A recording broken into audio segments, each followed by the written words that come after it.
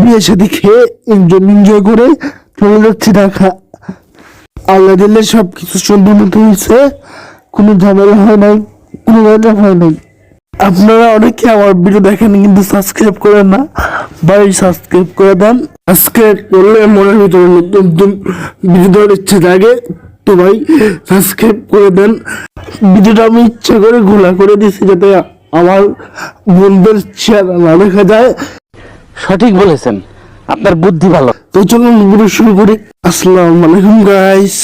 তো আমরা চলে এসেছি ঢাকা, গাড়িতে বসে গান শুনতেছিলাম আর অনেক কিছু মিস করতেছিলাম।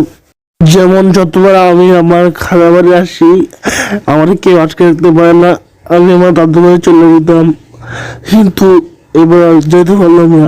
আমাকে দড়ি দিয়ে বেঁধে রাখতে পারে তাই, কারণ তখন আমার আব্বু ছিল তাই। এখন তো আমার আব্বু নাই, আমার আব্বু তো মারা গেছে, তাই আর দাদু বাড়ি যেতে পারলাম না। যাক, এসব কথা বাদ দেই, কিন্তু আমার একটা আফসোস রয়ে গেল, আমি বিড়ি বাদে বসতে পারলাম না আমার সাথে।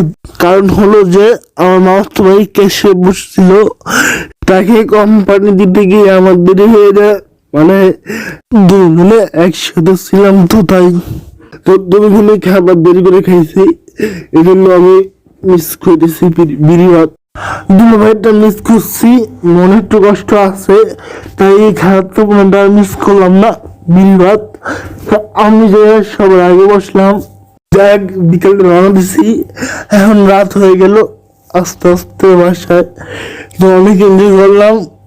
সবগুলা ভিডিওর লিঙ্ক আমার ডিসক্রিপশন বক্সে দেওয়া থাকবে।